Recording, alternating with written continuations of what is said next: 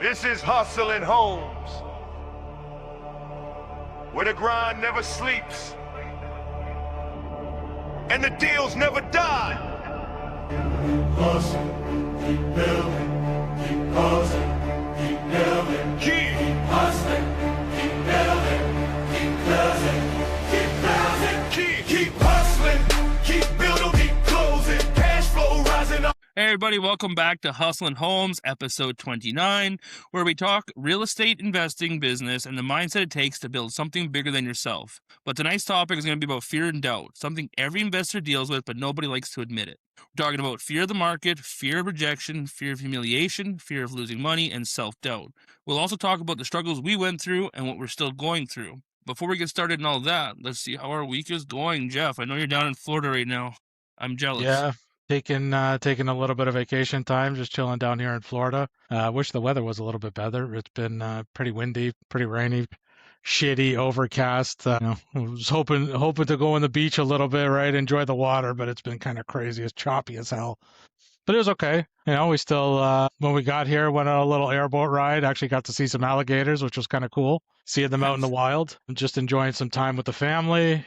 We did take a little trip out to Port St. Lucie and to look at a couple of properties. I mean, because they're more reasonably priced compared to where I am here in Margate, Fort Lauderdale. I mean, there's one house just down the road here around the corner. I think it's a 4-bed, 2-bath with a pool and everything. I mean, it's fully rented, right? It's a beautiful house, and I think it's not gated community, but it's like one of those HOA communities.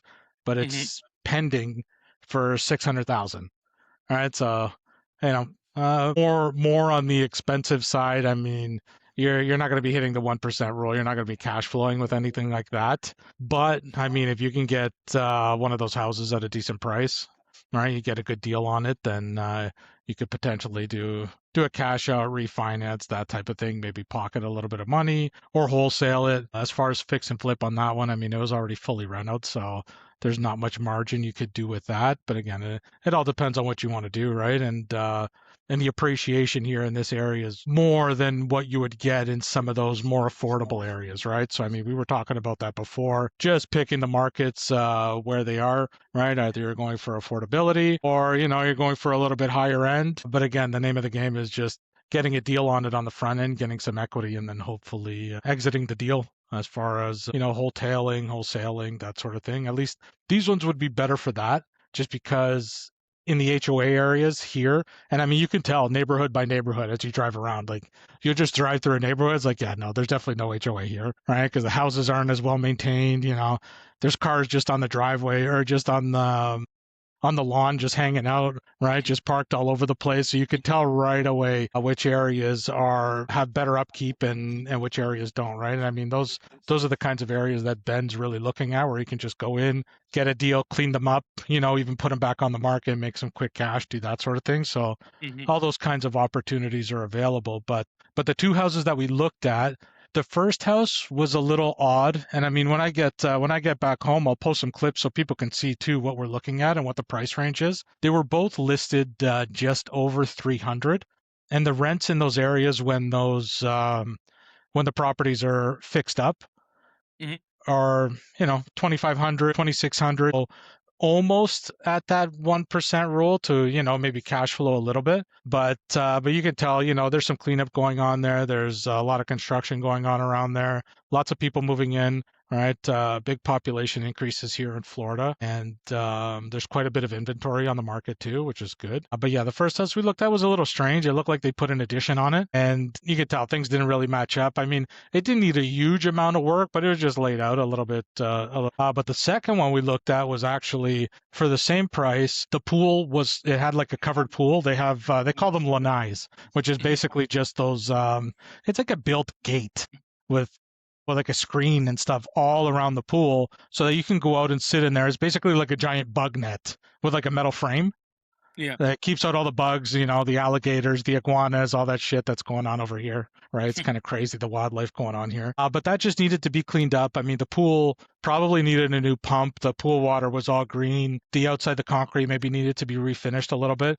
But the inside didn't need much work at all. It just needed a little bit of cleanup, maybe a little bit of updating in in the washroom, and it was priced the same, and it was about 1,500 square feet, 3 bed, 2 bathroom. The layout was nice, right? We could update the kitchen, kind of make it open concept, right? Knock down some walls, clean it up a little bit. I know that's a little bit more than what we're kind of taught to do, but it would increase the value quite a bit in there. And like I said, it was great neighborhood there. The houses around that area, that one was listed for I think 325, and when they're all renoed and fixed up, they're going for over 400. 450, that sort of thing, especially with the pool. And it had a huge lot in it, right? So big property, big lot. It had a garage as well, right? It had a 2-car garage in it. Way better, way better. But unfortunately, I mean, we kind of just called an agent last minute to sort of let us into a few houses to kind of go look at them. Because I mean, that wasn't the plan anyways. The plan was just to enjoy a little bit of vacation time. But So, did you do that to make it a write-off? Did you look what at do the you mean? houses just to make the trip a write-off? Maybe. Potentially. It was a business trip, right? It's a business trip, exactly. So those ones for 600,000, would they work for short-term rentals? Where they're located, probably not, because we're still about 25 minutes or so away from the beach, Okay. right? I mean, maybe more like medium term rental, like the snowbirds that come down and stay 2 or 3 months out of the year and they want a place to rent, right? It would Yeah. it would probably be okay for that. For short term turnover, Airbnb, that sort of thing. I mean, people are generally looking a little bit closer to the beach, right? But I haven't really looked at it to see, I didn't see what the vacancy was or anything like that, right? So it's more market research to do. I just haven't really been looking in this area because I mean it's a little bit out of the price point of what I'm looking for, so it doesn't really check all of the boxes as far as all of our exits go, right? Yeah. But yeah, the other area, it's about an hour and 45 minutes, almost 2 hours north of us, closer to the water actually. And at least with that agent, we got a good idea of some other areas to look at too. Like a little bit further north, there's Vero Beach area. There's a lot of like nightlife over there, bars, like just different kinds of attractions that are over there, right? There's just more action there, for young people, that sort of thing, which is more attractive for Airbnb, right? And short-term rental and that sort of thing. And the price points are around that 250 to 300,000 mark for a decent house with a pool and everything, right? I mean, we're not going to find anything in that price around the GTA where I am. Absolutely. Saskatchewan, you could probably buy 10 houses for that price, but it is what it is. Absolutely. With a lagoon in the background. Yeah. Yeah, hey, it sounds like you had a pretty busy week. At least you got sunshine. We have hot and cold, hot and cold. Oh, I don't know. All of a sudden, it was like plus 10 yesterday. It started melting and it Mhm. started snowing again this afternoon. I don't trust those groundhogs anymore. Other than Didn't one that, of them die? Didn't one of them die recently? I saw that yeah, in the news. I don't know if that has anything to do with the weather. Warrington or whatever his name is. I don't know. I think it's the Ontario one that passed away. Yeah. Well, they got like 10 of them now, so And there's they even a just keep lobster from popping up. Nova Scotia, right? Lucy the Lobster, I think is what it's called. I think there's one from Alberta. His name was like Balzac Bill or something like that in Yeah, Balzac, Balzac. Alberta. Yeah, that's outside. I've been to Balzac.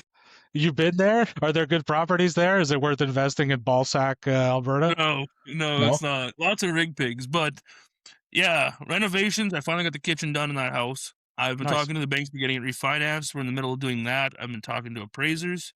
So I can't wait to get this project done. I'm still working on 2 other properties. I'm trying to do a seller finance. Get one of the sellers to seller finance me just to be All easier right. that way. We can do it.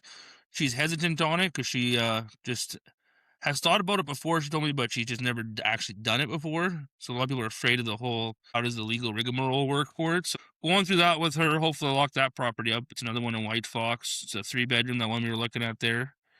This is all the big expenses are done on it, right? So it's just cosmetic stuff at the end of the day, which will be easy.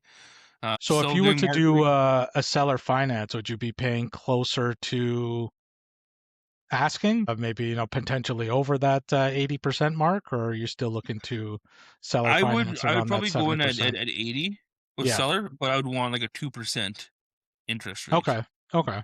I'd want it very low, stretch it out, do the 5 years on it, and start renting that thing out ASAP. I Yeah. start cash flowing it and then refinance it when I'm ready and pay them out, right? That's kind of what my plan was. There's a few other investment properties I'm looking at here up at the lake. Some guy's got one. It's pretty funny because people kind of just shoot themselves in the foot. The ad said house to tear down, only value in the lot. So the house looked good to me. It was nicer than the one I just bought for 18,000. So I was like, let's go look All at this right. thing.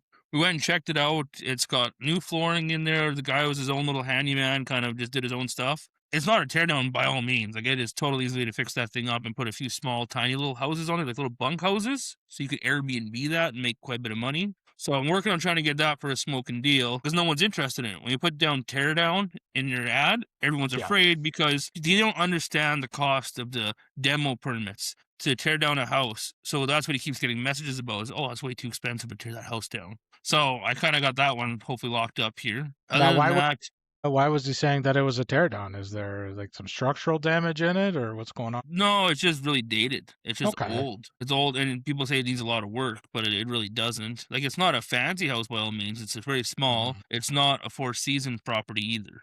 So that's kind of where he thinks people would be worried about. They want to see when people buy cabins around here, they want these nice, $400,000 and $500,000 cabins that are decent, kind of like something you see in Ontario, compared Nah, to a I mean shack it's with a a big wood stove in the middle of the living room. yeah, it depends what you're doing with it, right? I mean, if you're just looking to Airbnb and that sort of thing, I mean, there's some really nice cottages out there, and there's other ones that are, they look like Saskatchewan level rentals. You know what I mean? Like it's not the greatest, is what it is, right? They're just dated. They need a little bit of work, right? But I mean, people still Yeah. rent them out. It's all about the location. If it's close enough to the lake and it makes sense, they're still going to rent them out. I mean, you still need the amenities, right? You need a kitchen in there. You need at least one working shitter in there, right? And some places to sleep.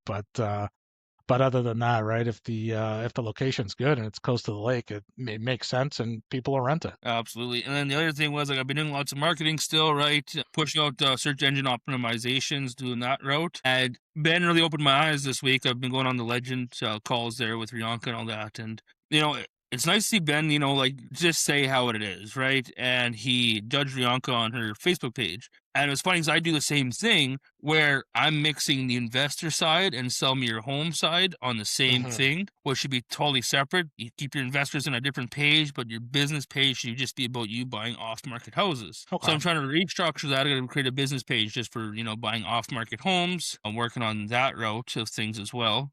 Because right now, Saskatchewan's in a huge housing crisis. I'm hearing it everywhere. I just watched Tisdale, the place we were always talking about there Yeah, for houses. They're offering a huge parcel of land for $1. I I posted on saw my that. personal. Yeah. You see that? Yeah, That's crazy. yeah, it's interesting. So they're trying to bring developers in right now. They're willing to build houses. They need mass amounts of houses. So they're selling the land for literally $1. If someone Uh-huh. brings the best idea, the most cost effective to make this work. Okay. So So how does that work? Is it basically people just coming in and bidding on it, and whoever's got the best project that makes sense, they'll get the land? pretty much you'd submit your Hmm. project there, what the houses you're looking at doing and all that, just so they can see that you're legit about what you're about to pull off. Because Right. I've seen towns in Saskatchewan do this before, where they give the land away for free if you have a good idea for use with it. But if people will go and they'll do it, but then they fall through on the project, they run short of the Right. money, and then they end up scrapping it. Like, for example, Prince Albert on the news today was just talking about they have a new subdivision that's owned by the city. It's called Hadley Road or whatever, and it's been there for years now, and no developer has taken over it. So a developer has finally stepped up from Saskatoon that wants to build houses there, but they're trying to negotiate with the city that they want the land for free, 5-year tax, like to deter taxes for those years or whatever. You want me to Yeah, set yeah, them tax back? deferral. Yeah, Yeah. And yeah. then on top of that, they only want to build 5 houses a year. So the Yep. city's Okay. upset about it. They're like, well, okay, I think there was like 70 some lots. Well, if you do 5 houses a year, it takes like how many years to make 1,600 houses? Like, that's insane. That's too long. But they want to try and lock up the whole thing. They don't want to let him lock up all the properties because then they're landlocked with him, right? Right. Right. So it's nice to see that though, because then it just reassures me that housing is in a huge need here. Big time. I shared an article where it's crazy in Canada. I think it must have been SRA or something like that posted this. Investors have created more housing than actual developers and the government in Canada. Because compared to people trying to build new houses, investors are taking, properties that are, Right. down, broken, beaten up, and fixing them up or building and developing new stuff, right? Creating housing rentals. So It's sad that, investors are what's bringing housing to this country compared to the actual government getting developers and builders and contractors to actually do it, right? And it goes to show how much red tape is involved Yeah. that they're not willing to remove to make this work. Which brings us to today's topic of fear in the market. And, that's one thing I know I went through. Like even right now, $18,000. Everyone thinks, well, how can you lose on $18,000? I mean, it is pretty hard to lose on it. But you're always worried: are your numbers correct? Right? Mhm. I sit here and I think about it because I keep watching the market go up and selling houses around the area. I'm like, okay, well, no, I should be able to hit around the $100,000. So I called the appraisers today and I asked them, like, hey, it's a 2-bedroom house, but the 1 bedroom, as you've seen in that property, you walk through the door and it's wide open to the room, but the second room is up there, but it's Right. still opened up. I said, would you count it as a 2-bedroom, or do I have to separate it with a wall? And he said, no, we'll count it as a 1 bedroom. So you got to separate it with a wall. Right. Needs a wall and a door and, kind of separate access. Yeah, Which I'm glad I asked before I went and refinanced it, had me go do an inspection and go, yeah, it's a 1-bedroom house. We're not counting it as 2. And that's a huge hit on my appraisal, right? for sure. So it's like little things like that can cause a huge difference for you. So, I mean, 1 minute you panic about the numbers and the budget to make sure this house gets done on time. I went through my numbers the other night a little bit, and I'm actually pretty close to my budget at the 15K. I found a smoking deal on appliances from Costco where it was like $3,000 or less to get all new stainless steel appliances. It's a fridge, oven, a washing machine, dryer. So you can't go wrong with that. Bailey went to negotiate today at the Rona with the contractors, because you get your contractor price when you get, your account with them, Huh. but you can actually go to the pro desk, and I gave her a little script from ChatGPT to use, and it worked. It got us another $200 off of our bill on there. I mean, anything helps. Yeah, for sure. Between that and real estate, I'm still trying to sell this $2.5 million resort. So what they hate is realtors playing games. Like I see from both sides, because I help Bailey with her real estate stuff. But like these other realtors, they just try and drag you along for stupid things that are willing to screw the deal over. When these guys literally called the whole meeting. They all went into a meeting, sat down, had coffee. They all shook hands, everything like that. They all agreed on it.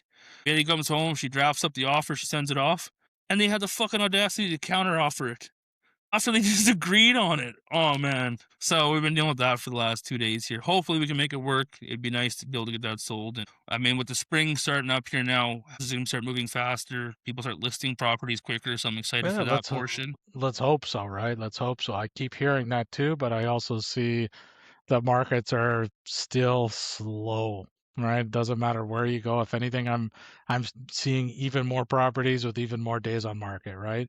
And really, all that boils down to is just the price, right? They're just overvalued for what they are, especially now with everything coming down and the money not flowing as much. And again, all about the fear in the market, right? Everybody's worried if they buy now, it's going to dip another 10%. I mean, again, with all the political shit that's going on and all that stuff that's going on all the time, everybody's just shit scared to do anything, right? And just affordability in Canada in general.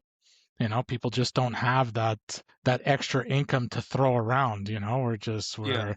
We're being taxed out the ass, right? There's not a lot of extra income to move around. People are worried about their jobs. But It's a weird time, right? and that, I mean, the one thing I love the most is listening to Matt Pichet talk.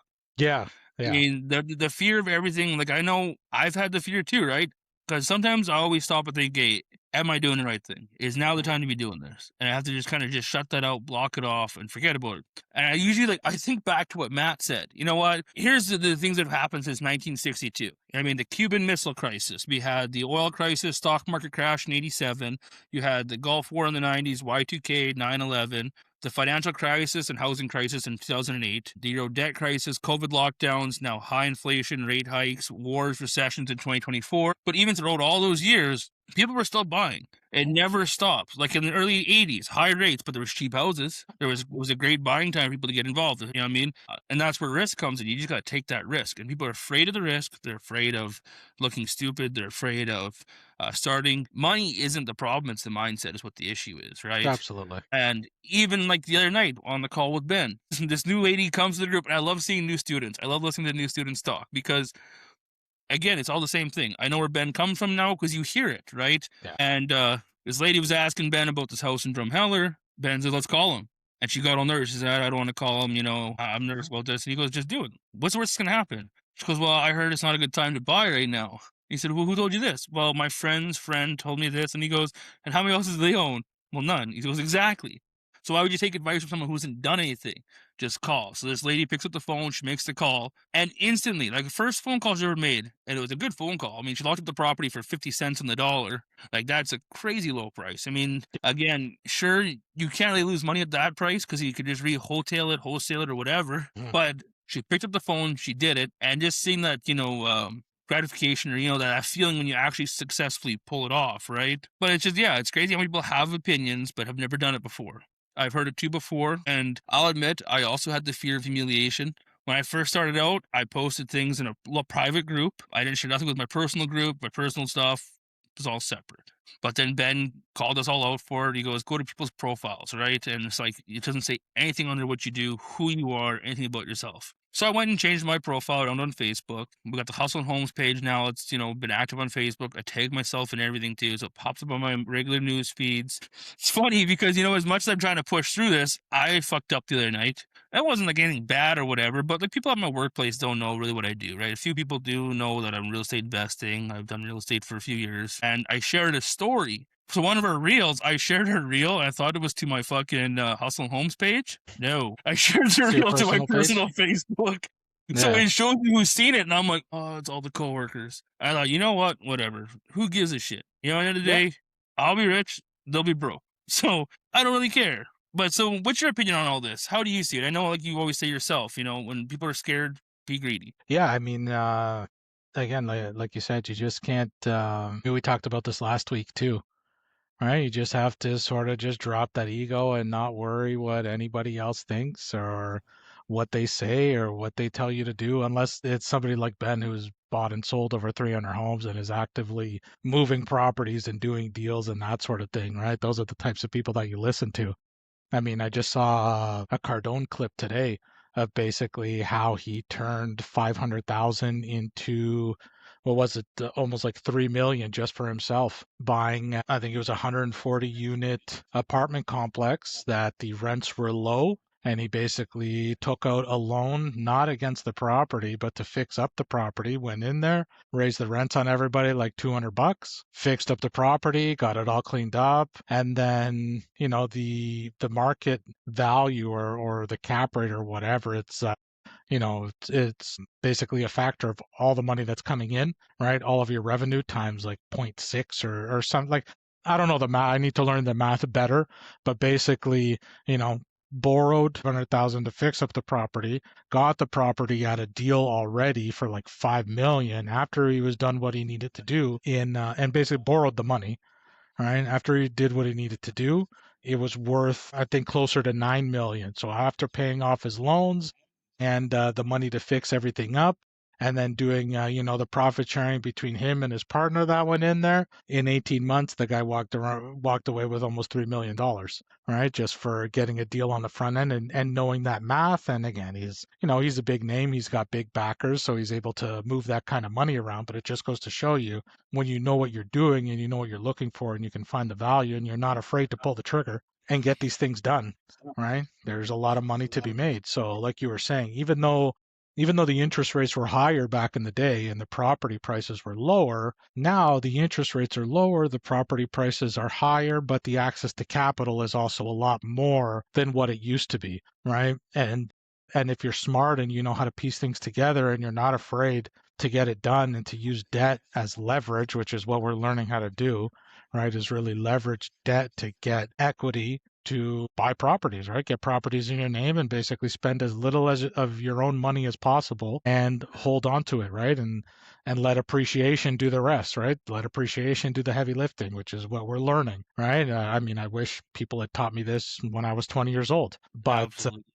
I just wasn't around those types of people. I wasn't around that type of community. I didn't have access to that type of information. And unless you're in the business and you're in the know and you're around people who are doing these types of things, you'll never really learn how to do it, right? You'll just follow the same status quo. Just stick to your job, work your 9 to 5, pay off your mortgage, and then hopefully when you're able to retire, you have a little nest egg and a little retirement savings and basically live in poverty when you're older. You know what I mean? So If that's you could not even the live in poverty, right? Exactly, especially nowadays, right? I mean, with inflation going on and food prices and everything, like You basically have to, make 10% on your money, or make 10% more than the last year, just to stay even, right? Just so that it doesn't affect you. Where with real estate, if you really learn how to leverage debt and you find deals and you make that happen, then you're always going to outpace inflation. And especially now, I mean, properties are still coming down in price, so there's deals out there to be had. You find the deals, and really, real estate rewards the people that are able to hold on to it, right? So the longer you It's a hold waiting it, the game. longer you're in the game. It is definitely a long-term gain. That's where you're going to gain the most. But you know, and that's another word that everyone's afraid of, and I hear it on a pretty much daily basis is debt. Everyone is afraid of the Hmm. word of debt. I mean, it's nice now, and I think the reason why I'm not so scared or have fear of sharing what I'm doing, because you know what, I feel like I know what I'm talking about. Done my deals. I'm working on deals. I haven't lost money on them. People are seeing what I'm doing. They're seeing I'm active in the market. They see I'm reaching out to other investors. I got a community I'm working on. We're all working together. So they're starting to take me seriously now in my everyday life. And I hear it all the time. I wish. Oh, I wish I had that knowledge. I wish I could do something like that. You know, I wish. Or, oh, I can't do that. Or I couldn't do this. And like even in Rich Dad Poor Dad, right? Where he's like, you got to change how you word things. Not, I can't. It's, I can't, or how can I? Right? Yeah. How can I make this work? How can I make this happen? How can Hmm. I do this? And that's kind of what got me thinking, because I used to think like that as well. Oh, I don't have the money for this. I can't do that. And after I read the book, I started thinking, okay, well, how can I do it? What can I shuffle around to get the funds to do this? Right? And that's how I got the humble course. Right? It wasn't expensive. It was a big amount of money to drop. There was the risk of it, and it's funny because I was a little birdie in my head. Right? It was like, okay, do you spend the money on this course? Right? Like, I mean, never met this dude before. And I just thought of Rich Dad Poor Dad. If you don't take risks, people that don't take risks miss opportunities on a daily. Yep. People that don't find a way to make things work. So I did it. I, got into the course, found ways to make it work financially. Don't regret it, because now I've succeeded enough, and it just helps me reassure me that yes, no matter what, there's always going to be fear. You're always going to have a little bit of self-conscious, or your conscience is telling you not to do it. You just got to kind of beat past that. Like even talking to, we were in the pro call the other day, and we had Anthony in there, and we were kind of discussing this as well about fear and people being afraid to do things and how he's gotten over it. And one of the greatest points that he said too, and that I think of, is during COVID, all you see was horrible news articles, right? Like, oh, people dying, interest rates are going up, we're going to recession, we're going to a war. And Bailey used to just get anxiety from reading all these, and her other friends would be on Snapchat in a little group freaking out about it, every little Hmm. news article. The day I shut off the news, I just quit watching it. I said to myself, if it's not personally right in front of me, I don't care about it. It's sad to say, but if it doesn't affect me personally Yeah. and I can't change it, then why should I care? I mean, no matter what, memento mori. We're all going to die no matter what. You can't escape death. So you might as well enjoy it while you're here, because you never know what's going to happen, right? So I quit watching the news, and you just see your anxiety levels drop, your cortisol levels just dropping, because I don't know what's going on in the world. I don't know, are the rates bad? Oh, gas prices are high. I don't pay attention to any of that shit. I just keep living my daily basis. I hear people complain about gas prices right now like crazy in Canada. Well, what are you gonna do? You gonna walk to work? You gonna ride a pedal bike? You can get Exactly. a horse? You're paying for it anyway, so why bitch about it? Just fucking pay for it. Pardon Yeah. my friend here. It's just things like that. People are complaining about stuff to get a work out of other, like get people worked up about it for no reason. You're gonna be doing it no matter what. So it kind of goes with all that there. So I cut that out of my life. But one thing that I had an issue with too was I would look at people and see where everyone else is at, right? I would always compare myself to other people. And, I do it now as well, right? And I have to stop and think that it doesn't matter. Like, for example, me, Rianka, and all of us, we all started at the same time. Rianka's way ahead. You know what I mean? She's got houses going down. She's rocking it. She's literally killing it in the game here. She's got people, getting employees now. But you know what? We're all at different levels. We're all at different time speeds. I work 8 to 5, right? There's only so much I can do during a day, right? So and you just gotta stop comparing yourself to other people, because that's one thing that's gonna give you self doubt in the first place, right? Yeah. And I mean, like another guy I went to high school with, he created, I don't know if you ever heard of a thing called Deuce Vodka. 1 second, I think, in Canada or whatever, Brett Kissel teamed up with him on making a vodka. Well, it was a guy we went to high school with in our town here. And, it's like, okay, well, this guy had money handed down to his dad or whatever, right? You got to kind of look at people's advantages, had generational wealth that's passed down, generational farmers or whatever that's, more successful. So that's kind of where I just cut that out of my mindset too. I stopped comparing myself to people. You know what? I only care about where I'm going, where my future is going, and not to be worried about that, right? Well, Now, because really that's all just noise, right? That's really all it is. If it's not if it's got nothing to do with the plan, with improving your skills, with basically driving your progress forward and your vision and what you want to do, then it doesn't really matter, right? You just have to tune that all out. You have to tune out the naysayers, like you said, tune out the news, forget about what's going on. It doesn't matter. Just zero in and focus on what you need to do to be successful and then just get it done. And again, like these types of things, in the end, you're investing in yourself, right? If who else are you going to invest in, right? If you're not going to do it yourself, you're not going to push forward, you're not going to learn, nothing's going to happen. Then just go back to the 9 to 5, just go back to the grind, do what you need to do just to survive, and then complain about the gas prices and the meat prices and all of that type of thing, right? In the end, that's not our end game, right? I mean, no. I sent you that video of when I was driving through Las Olas there, right? It's just outside. I mean, it's a beautiful strip there, and Is that how the just hibachi nice. one? Yeah, yeah, but I mean, it's like nice restaurants, nice shops, all high-end cars over there, beautiful luxury apartments. Like it's nice there, man. It's nice there, and then that's kind of the end game, right? You just drive down. There's like a river going across. You have these homes, and then they just have their yachts sitting outside of their home, and then they literally have access to the ocean. It's crazy. It's just a completely different lifestyle, right? And you kind of use that as a motivation to drive forward if that's the type of thing that you want, right? Not everybody does, right? Everybody has a different vision of what they want their life to look at. But I mean, once you have that financial freedom, then you can basically choose to do whatever the hell you want and you're not Oh, worrying about all that other stuff, right? And this is the path to get there. So this is what you need to zero in on and to focus on and to push out all that other noise and forget about it. And again, if don't listen to people who aren't doing it, right? If people are trying to give you advice on what to do and what you should be doing and all that sort of thing, but they're not actively making deals and selling real estate and doing the business, then what the hell are you listening to them for, right? Listen to the people who are actually doing it. And I find, a lot of these people, they will give you the information. They want other people to succeed. It's that whole mentality of abundance, and yeah.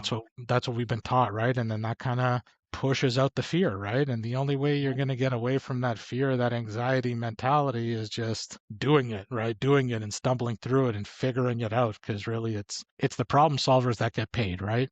If you can solve problems and you can figure things out and you can learn and you can drive forward and, just make things happen. It doesn't need to be perfect, but as long as you make it happen, it'll be easier the next time, right? Like they said, life doesn't get easier at any point, right? You just get more resilient and you're basically more able to take on more shit and just plow through it is really what it is, right? And that's getting rid of that fear, that anxiety, right? That's just going to hold you back and nothing's going to move. Nothing's going to move forward when you're just worrying about nonsense, really, right? A lot of it is just noise and you're mental, right? It's really you that's holding yourself back from doing these types of things. It's nobody else. You see, like even Cody Sperber, part of the real estate revival, everybody did this talk on it, right? And it's funny because you know what? We're all in this rat race. I literally posted Hmm. the EBIS self-employed on the Hustle Homes or Bird Dog. The Kiyosaki thing, right? The Kiyosaki Yeah. chart. Yeah. I don't want to see where other members of the group were at because I'm Hmm. employed, right? I'm working towards becoming a business owner so I can do that full time, self-employed, before I Yep. can go to other things. And whatever his name was, Sperber said there, you get out of the rat race, right? Let's say you finally get enough money where you can be financially free, you don't have to go to work anymore, you do your own thing. Then you go buy the toys, you get all the cars, the Ferraris, the Lambos, the mansions, the whatever, right?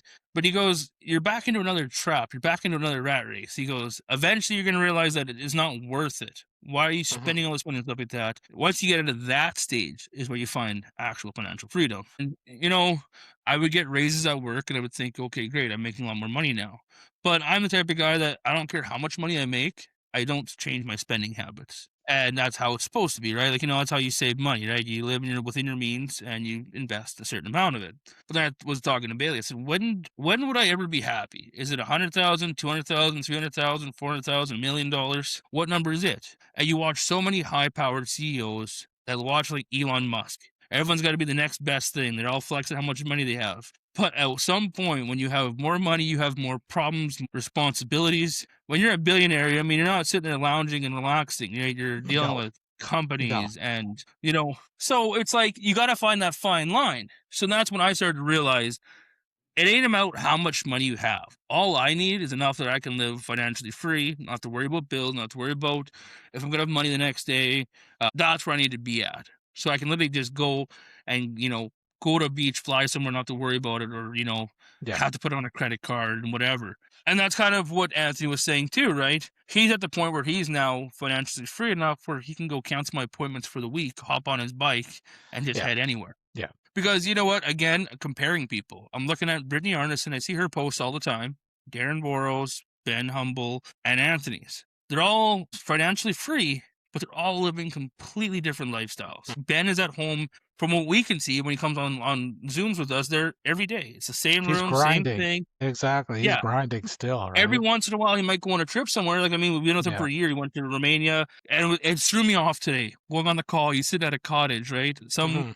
cabin in the middle of wherever, but he's still in full on work mode, right? Like he's there for it. He doesn't have this fancy mansion he's flexing, he's living in or whatever, right? He lives with like, a regular lifestyle you would never know.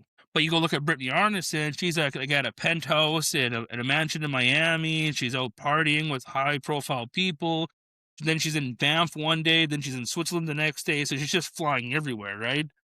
But again, same level, same stuff of people, but just two completely different lifestyles. So how do you Yeah. compare where you're at with, and try and compare yourself to them to get to where they're at? When even Darren Boros, he goes to this Costa Rica or whatever he was there and just spends his winters there, right? He's not living in a luxury mansion and driving, yachts there. He's just a regular person. So that's one thing I had to really clear up my mind is don't compare yourself, get past the self-doubt, because I do that too. I'll drive home from work and I think, can I actually do this? And that's back to like when I compare myself, right? People are successful, they're moving faster than I am. Like, can I actually do this? Is this worthwhile? Am I going too slow? Do I try and rush this? Do I just keep doing what I'm doing at my own pace? And first, I have to just tell myself to just shut up and just keep going with the process. Yeah. Just keep As pushing long as forward, that right? needle is moving forward every single day, it Yeah. doesn't matter. I only get the results, right? And of course, I'm still reaching for my goal. By the time I'm 30, I want to have $1 million of equity. That's been my goal set since I was like 18 years old.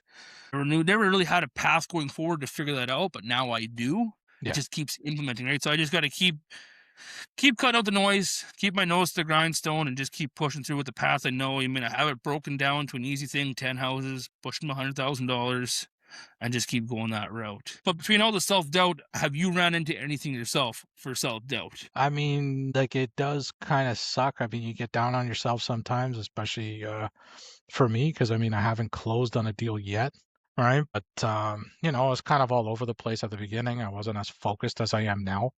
Right now, I'm really zeroed in. Like I can see myself making those inroads now, making those connections, doing the right things. And yeah, I mean, it just kind of sucks, right? When you're doing this for a little while and nothing's really happening, you get down on yourself a little bit, right? You're like, man, especially when you see other people making deals, right? And getting those things done, right? And again, it's different markets, it's different, I guess, just different levels of dedication too, right? Different levels of mentorship as well, right? That all makes a huge difference. But again, I don't get down on myself on that, not anymore.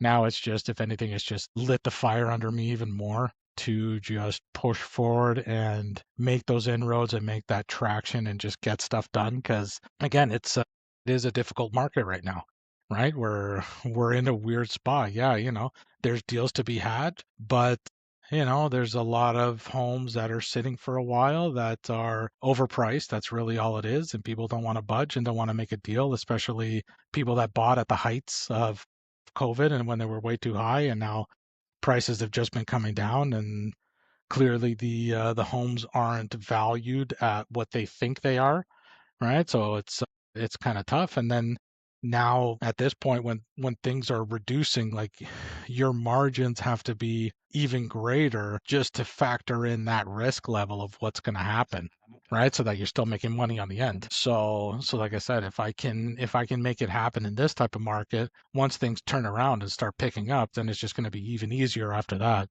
because you've learned your process and you've understood it, right? And you know what you're doing, and you've built that business and you built that structure and those exits and that process just to get it done, right? Then you just implement in a market when people are excited, then basically anything you fucking touch makes money, right? Yeah. So, and again, that just comes into the fear and learning, and uh, like I said, it's not for everybody, right? It's not for everybody, and debt is, it's a word that scares people, right? Nobody wants to get into debt. Nobody wants to owe anybody else and then figure out how the fuck am I going to pay for this after. But the whole point is getting debt, buying assets that will pay down the debt, right? Yeah. And then just cycling it forward, just keep cycling it through, right? And then eventually building a portfolio where, in 3 to 5 years, because really that's all it takes, right? Nose to the ground, grinding, figuring it out, making it happen.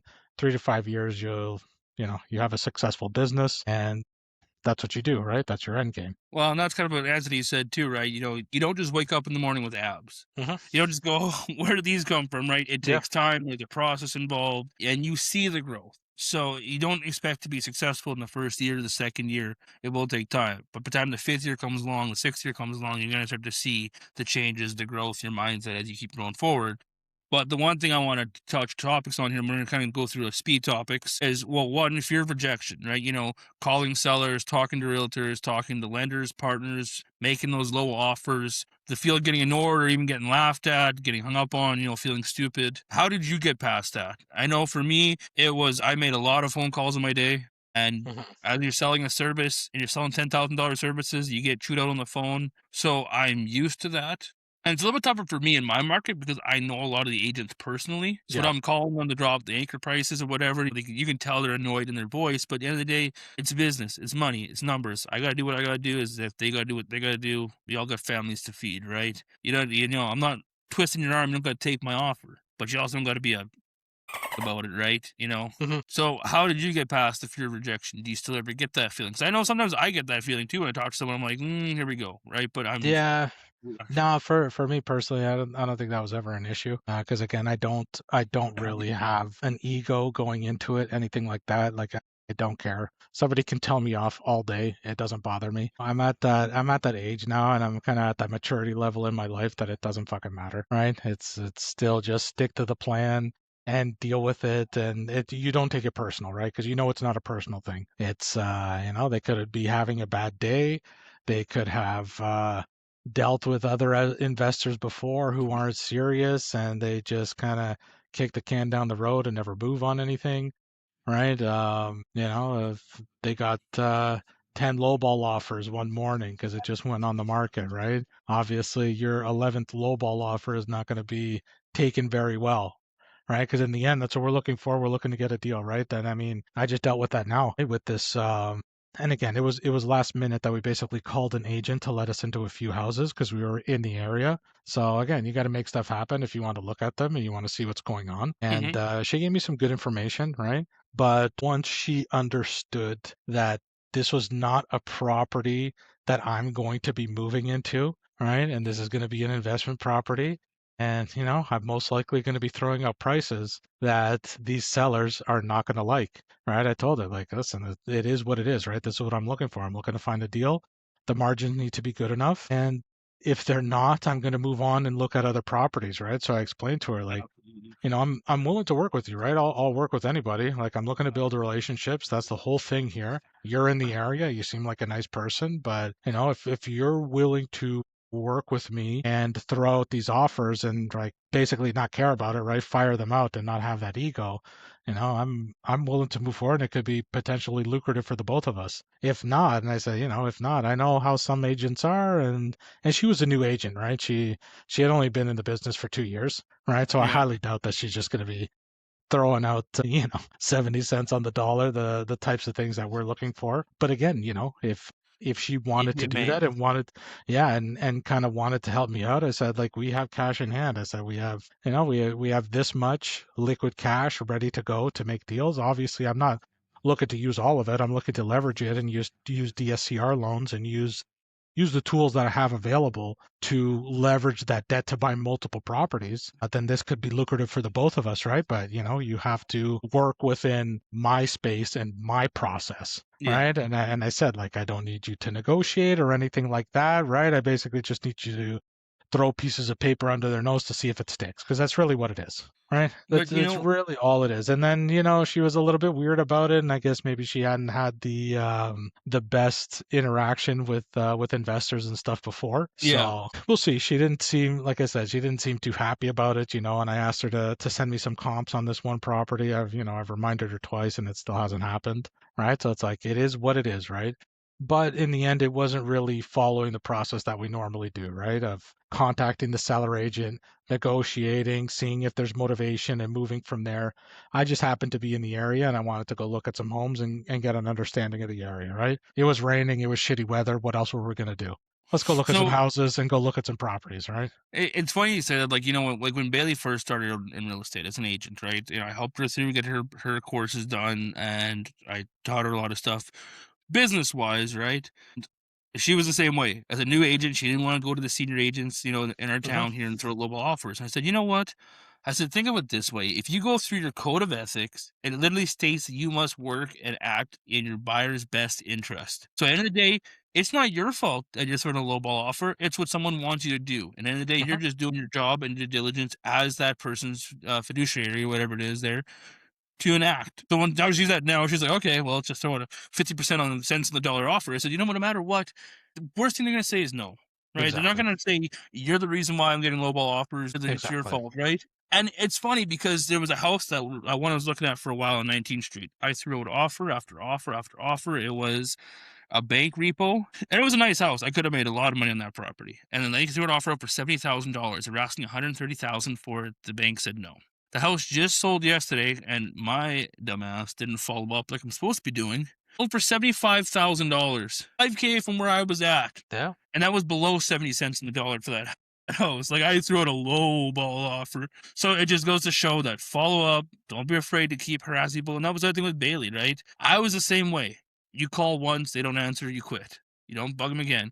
And Ben's like, no, call them again. Call them again. Like Matt Yeah. Pichet's rule is you call 5 times. Grant Cardone's rule, same thing, 5 times. You hang up, they call you 5 times. Mhm. So now Bailey knows to at least call 2 times. They don't answer the first time, call the second time. Keep going. She also doesn't want to text someone late at night. It's like 10 o'clock at night. Do it. Yep. If they didn't want to be texted, they're not going to answer you back. So who cares? Stop worrying Yeah. about that fear. I know she's really bad for it, and we're getting over that. But you know what? You need to get comfortable with being uncomfortable. And Mhm. I'm still working on that too, is uncomfortable situations, right? And that's why I'm jealous. The older you get, the less you care what people think about you. Yeah, I mean, in high school, you gotta have the nicest clothes. You gotta, dress a certain way, act a certain way, whatever, because you're worried about being judged. But the older you get, you just don't give a shit. You just do your thing, and if people don't like it, then they don't like you, right? And it just weeds them out. You don't have to be liked by everybody. You just need to have Yeah. your certain few people. Yeah. So rejection is just a part of the job. It's not a sign that you shouldn't do it. That's for sure. Well, and like you said, it's kind of that fear of it's not really a fear. I don't know if it's just like a really Canadian thing. And I mean, Ben says we need to get over it as well, of just being too polite and worrying about pissing people off, and if they're gonna get mad at us and what they're gonna think about us, and just all that. Again, that's all just noise. None of it matters. None of it is gonna push the needle to get a deal done, right? Obviously, you need to be personal or personable. All right, you need to be able to relate with somebody, to communicate clearly, but you also need to be intentional with what you want, and be straightforward and be honest. This is what I'm looking for. This is my business plan. This is what I'm looking to do. I'm looking to find deals. I need to work within these margins for it to make sense. And are you willing to work with me to do that, right? As an agent, are you willing to do that? If not, then maybe I need to go another route or deal with another agent, or find somebody who's willing to do that, right? Who doesn't have that fear, right? That type of thing kind of holding them back, right? Because that's just gonna slow you down and slow down your process, and stuff's just not gonna get done, right? And especially not being intentional right off the bat, right? Just having a nice flowery conversation back and forth, and then you never get to price, or I've seen people have conversations and then they're like, "Oh, are you an agent? Are you another agent?" And it's like, no, like I'm here, I've I'm heard looking to that buy before. houses, I'm looking for a deal. It's like, just be intentional right off the bat with what you want to do. Be open and honest up front, and then we can have a conversation, right? We can have a proper conversation to see if this is going to work or not. Because then, if you don't do that, then you're kind of just wasting your time, right? Yes. It really is. You're wasting, 15, 20 minutes on a call when you could have made 2 other calls and potentially got another deal, just because you're not willing to just be more straightforward and assertive and explaining what you do and what you're looking for, right? And all that just comes with practice and like I said, getting over that fear of rejection and getting over that fear of worrying about what somebody thinks of you, because that doesn't really So, matter. and that's kind of our next topic here, the fear of humiliation. Mhm. Friends thinking that you're crazy, family that doesn't understand what you're doing, right? Coworkers that laugh at you, people say it won't work, people say it's risky, people say real estate's dead. Yep. And you know what? Fear of humiliation was a big thing for me, right? And it's kind of funny because I was driving home tonight and I was thinking about how much I know about real estate now from what I've learned, how much I know about business, right? Like running a business and that kind of stuff. And I ended up pitching a $10 million deal to a really huge developer. They own half of our town. They're from Quebec. I can't remember the name of the company. It's a bunch of French people, anyways. But I pitched them a $10 million deal as Bailey as the real estate agent. She's like, oh, I can't talk with these guys. And it's funny because, I did the best I could. And they actually responded back to me. You guys are like multi-billionaire company or Yeah. whatever. They responded back. They took me seriously. But now look back at my message and I'm like, I was so new still then, right? I'm always learning something new wordings. And I'm like, no wonder they didn't end up closing on the deal with me because you know what? It was all smoke screens, right? It was all about look how big this place is, look how nice it could be.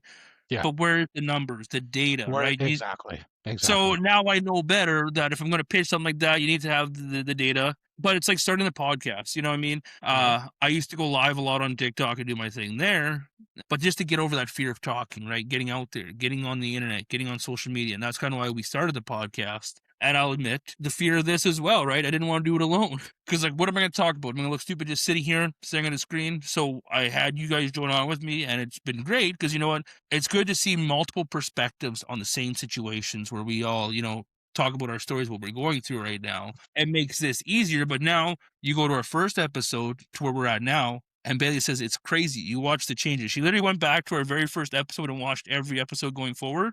And you just see the changes week by week by week about how we talk, how we work together, how we connect with each other, and the conversations that we have. Yeah. Compared to before where it just sounded really scripted, right? So It was more fear of awkward. humiliation there. What's your opinion and what did you go through? Because most people are afraid of looking stupid than being afraid of staying broke. Yeah. Again, that's not really a thing that really concerned me.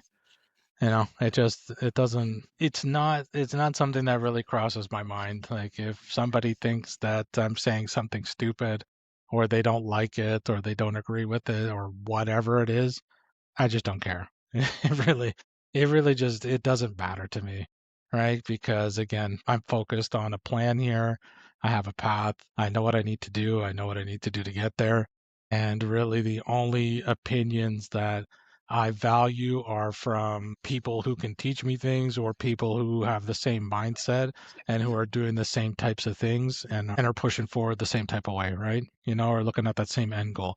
The rest doesn't matter. I mean, I've had old friends and stuff reach out to me on Facebook, right? Because all my stuff is public, right? My public page, I have my friends on there and stuff, but it's all about real estate. That's really all it is, and that was the whole point of it, anyways. And people reaching out, oh, you're doing real estate now? Oh, what's going on? The markets are a little weird, and now's not a good time or whatever. And all I say is, okay, that's fine. I'm like, do you want to invest or not? Like, do you have some money to invest? No? Okay, that's cool. Have a nice day. Like, I just take it as you take it as a grain of salt and you move on and it is what it is, right? I don't care. But actually, I've gotten a lot of positive feedback too. I mean, even you've seen it on our posts and things like that, right?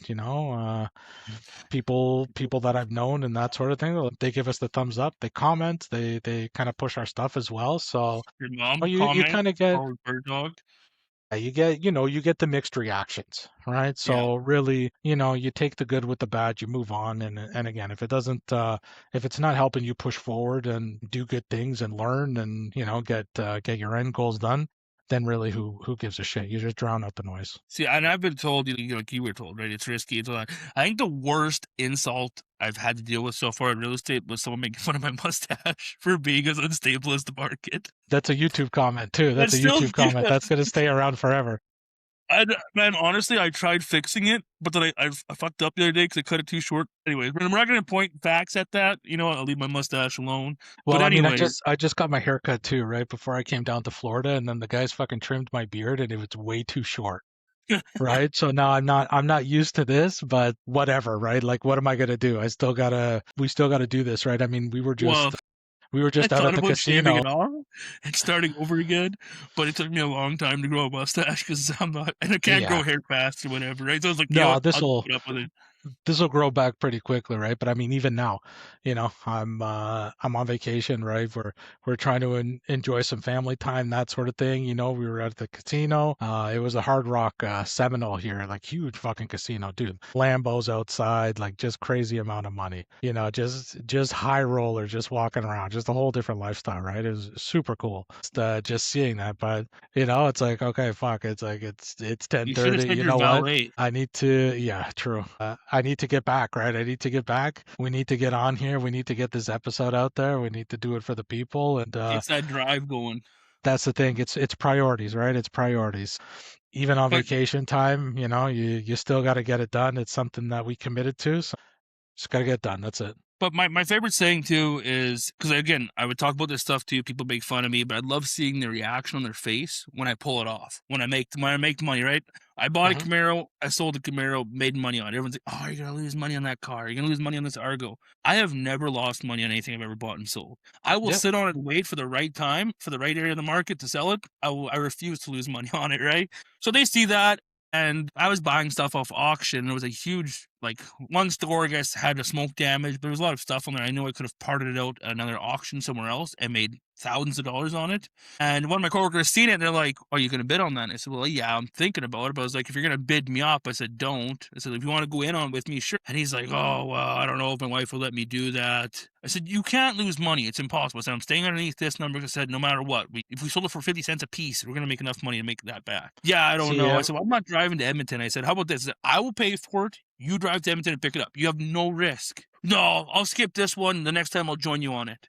Okay, but there's not a next time. You find the opportunities, you take advantage of them now, because you don't know when the next opportunity is going to be. So it's just like, it just goes to show, right? But now he's like, "Oh, next time you ever come across something like that, let me know. I'll get in on it with you." yeah, And same thing with real estate. So now my favorite saying is say none until it's done. Because I yeah, mean, remember that time I told you about that banker that laughed at me for spending money on a course where he made fun of me for spending the X amount with Ben Humble there to get mentorship or whatever. And so that was just crazy. Then he sees me going to the bank with refinancing and buying another house and all this other stuff. And I refused to even talk to him. He's like, "Oh, I'll help you." I was like, "No, no, I'm good. I'll go to this banker over here." Like, it just goes to show why laugh at someone. well, and that's the thing, right? It's just not, and I'll be honest. I was afraid to do that kind of stuff, right? It's that fear of what if you're not going to make money? What if you're going to lose money? Whatever, right? So, there were some opportunities in the past that I should have jumped on right away, and I knew they were good. I mean, just one example, when was the height of COVID? Like 2021, when things Yeah. were like going all crazy, 2020, 2021, and used car prices were going insane, right? And I don't know if they were the same as Saskatchewan, but in Ontario, and they're still kind of high at this point. But there was this old lady selling like a Porsche Boxster S, 1999 Porsche Boxster S, 6 speed, uh, amazing condition, How not a speck much? of rust on it. She was selling it for 11,500. All it needed was a new Targa top on it. Just the leather Yeah. needed to be fixed. That was it, right? For 11,500. And I knew it was a great deal. I'm like, fuck, I need to just go buy this thing because I could have bought it, drove it around, enjoyed the car, mint condition, right? Sold it the next year for double the price. They were going Wait, for so like it's for 99? yeah. Because there's one for sale in my town right now down the street from our dealership. They're asking 14.5 for it. It's a 1999 and it's a black Porsche Boxster, mint condition. Is it a Well, I was Boxster like, S? I don't know This if one it's a was a box. box. That's the Yeah, this one was question. the Boxster S with the bigger motor in it. I think it was the 3 liter. And I was thinking, like, for 99, who's gonna spend $14,000? My brother, Yeah. he had a 2015 Ford F-150. He traded it in for a 2007 Ford Mustang. He spent $16,000 for that car. Took on negative equity because he didn't understand how that works. So now he's paying $40,000 for a Yeah, that's crazy. 2007 Mustang. But yeah, like I said, I knew because I mean, there were same make and model and stuff. Even at that time, just going around Kijiji and that sort of thing, they were selling for like 20,000, Yeah. right? So even at 11.5, I'm like, man, I need to just buy this thing. But I didn't because I was afraid, right? I was afraid, and you just don't pull the trigger on it, right? Whereas now, now that won't happen. If there's an opportunity that pops up and it makes sense, just do it. Just do it. Just Well, risk it because you don't get any reward without the risk. exactly. And that's just it. Remember what I told you about Bailey's dad? He used to always, like, when I first bought my cab and judged me on it. It was a stupid idea. Proved him wrong on that. He seen me buy Camaro. Stupid idea. Proved him wrong on that. So this house in White Fox, I'm like, don't even tell him about it. Let's just do our thing on this house in White Fox, right? We don't need his opinion. Well, he found out that I'm doing the house in White Fox. And Betty's like, yeah, he knows. So was he saying anything about it? She goes, no. So I'm thinking he's learned his lesson enough times. Yeah. He wants to see, right? He wants to see if this is going to fail first and then throw it back, or is he just going to stay quiet and just watch it, succeed? Again, fear and risk of losing money. So the next topic we had here, as we quickly fly through these, biggest fear for beginners is, what if I lose money? What if a tenant doesn't pay? What if the market goes bad? Rentals go bad, right?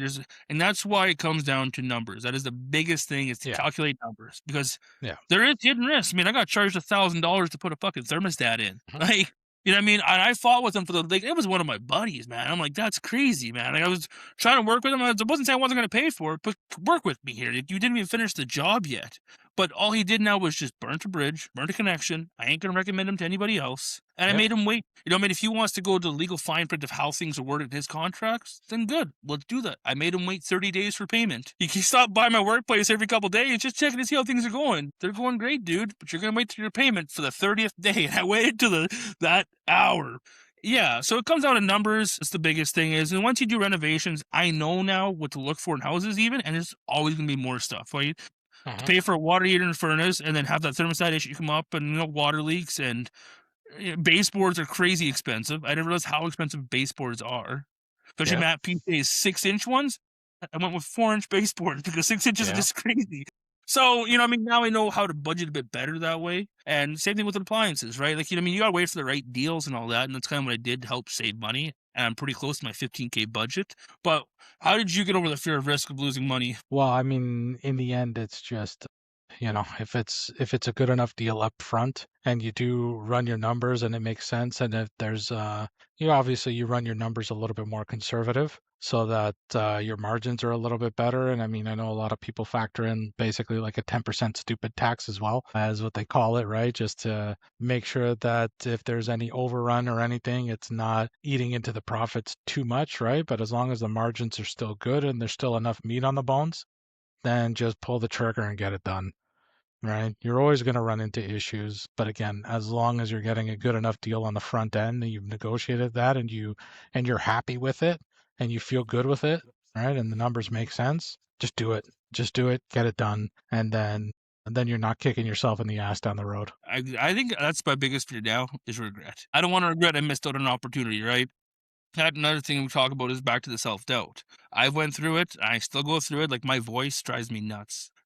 My voice is higher pitched, where it annoys the shit out of me. So I feel when I'm on the phone, people can take me serious. They think I'm too young, right? Do I know enough? Knowledge-wise, I'm not so worried about it anymore. The money thing, we got that figured out. We got past that. It does take time to get through those. But when I think about, am I too young to be, like, people can take me serious? But then I look at Caleb. Well, Caleb's killing it. I mean, he's making deals. The kid's 18 years old. Anka's killing it, and we're pretty much the exact same age. Me and Anka were born in 96. It's like, you just got to get over that idea of, am I too young or am I too old to get started, right? Why would someone want to work with me? Why would someone want to team up with me? And it comes down to, well, one, you need confidence. Not an ego, but at least have confidence in yourself that you can get the things done. And it will take time to, show credibility, I guess. For me, I made friends with everybody. I've helped people out to show the type of Yeah. person I am, or I've made connections now, right? Because everyone I've also talked to too is people in their personal lives don't take them seriously. Mhm. I know if I went to all my friends before I did all this, they wouldn't take me seriously. But now they see me connecting with Priyanka, you, other students. Well, they bring people in their lives into my circle. Well, they see what I'm doing. Now they take them more seriously. And I did vice versa. Now my friends take me seriously because they're like, well, I've never seen this person before, and they're being successful. So he knows what he's doing now, right? So it's crazy how people want to see other people do it with you first before they actually get involved on it. But yeah, I mean, you just gotta just shut off the worries, forget about it. Yeah, you may panic a little bit about it. Kind of what helped me push me through it was books, reading, right? It's stupid as it sounds, little quotes like Mhm. burn every boat. That's one that goes to my head all the time is there's literally no option to turn back from this. I am full on in and you just keep pushing forward. Other books like, The Richest Man in Babylon, following the 5 rules of gold or five rules of money, right? Just having those things stuck in your head that you just keep, living your life by them, right? What do you call that? Values or whatever. Yeah. You have them set, you keep going to those. Every time I get a quick thought of, doubt, I just think of those, right? I have this knowledge. I cannot lose this knowledge. I trust my gut, do what I'm doing. And you know what? Confidence doesn't come before action, it comes after. And Yeah. you don't get rid of doubt, right? You just learn to move with it. And that's kind of what I'm doing. Just take day by day, keep pushing that needle. But what do you think of that one, Jeff? Well, and in the end, you only really fail when you quit and you stop, right? Mhm. Until then, you're just driving forward. You're still pushing forward, even if you stumble here and there.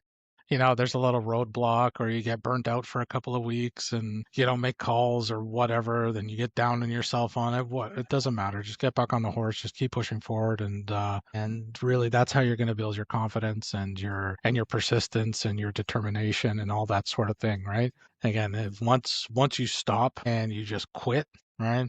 Then nothing's going to happen. That's the thing. Then you're never going to get any results at all, right? But at least if you're still making a few calls, if you're still pushing forward, if you're still learning about different things, right?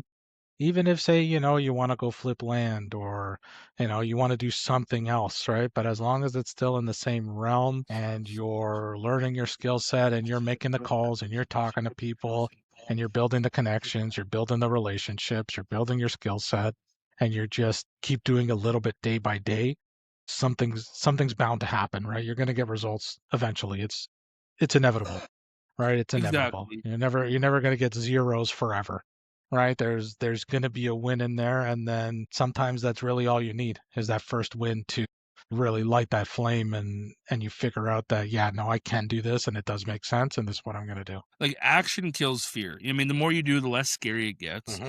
And that's another thing. Like I used to follow Ben's procedures, right? To a T. And you drop your anchor price and all that stuff. You had the script, whatever. But then I stopped dropping the anchor price, right? I started doing things differently. And then people were like, oh, you got to follow to a T. To me, my mindset is as long as I get to the same end goal and I still end Yeah. up with a deal, well, how does it matter? As long as you're still getting to that goal of getting a deal, you do it whatever works best way for you. As long as you have a good rate of making it happen and you're not losing a bunch of it, I Hmm. guess a good conversion rate, from leads to closings, then who cares how you get to that deal? Just get that deal done. I guess we'll end this off here right away with, some advice. Would be like, you know what, you will be scared, you will doubt yourself, you'll make mistakes. We will all Hmm. have, you'll feel stupid at some points and you'll feel behind, but you keep going, things will start to change. And the people who win aren't the smartest, it's the ones that didn't quit. And that is 100% the truth. You don't have to be the smartest person in the room, you gotta be the most dedicated person in the room. Absolutely. What about you? Any last bits of advice to any beginners or just starters? No, that was great. I mean, that was very well said. I like that. You know. Locker room speech. Yeah, yeah, that's "Well, it. me or Just nobody could hit as hard as life. But how what hard is you that? hit, how hard you get it, and keep." That's a horrible Exactly. rock What is impression. what is that? What is that meme? That fucking Shia LaBeouf one? Just do it. Just do it. That's it. That's it. Just pick up the phone. I mean, we talked about this last week too, right? The easiest way to get started, even if you don't have a lot of time or whatever, look in your area, right? If that's what you're scared of, looking at other areas or other markets, look in your area, look up the 5 listings that have been on there the longest in your buy box, right? Just start with, 3 bed, 2 bath homes. Just make See calls, what's make see what's been conversation. on the Talk to longest people. exactly. Pick up the phone, see if they're willing to make a deal, and then go from there, right? See, And then if that you start doing that, yeah, if you start doing that, then eventually you get over your fear of making it happen. Then it's other then fears. Then it's other fears of where I'm going to get the money and this and that. But then you just tackle them as they come. this is gonna sound cheesy, but my favorite motivation is the Wolf of Wall Street. Pick up that phone and start dialing. I want you to deal with your Absolutely, problems by becoming rich. You guys are warriors, telephone warriors, right? You know what I mean? You've heard that. I listen to it a lot, and it's it's a funny great because if you listen movie. to our It's a theme great song, movie. it talks about hustling homes, telephone warriors, pick up the phone and start dialing. So that's kind of where that came from, and that theme song we made for ourselves there. But Yep. I think we're ready to cut it off here. It's an hour and 16. But I wanted to make sure we got everything into this video. Oh, yeah. Probably condense it here, but it was such a good topic. I mean, I was thinking at work today. I'm like, what are we going to talk about tonight? And I was like, you know what? Fear and doubt. I'm going through that right now as well. Be a good topic for us to get out there. So I appreciate everyone here today for watching this episode. I really hope you guys got some golden nuggets from it. So if you're feeling fear right now, that just means you're doing something new. And that's a good thing. So make sure you follow Hustlin' Homes. Follow us on Facebook, YouTube, Spotify. What are the channels we got? Here we got a lot. We got Twitter, we got Instagram. Follow us on everything. You know, right? Everything. You don't miss out.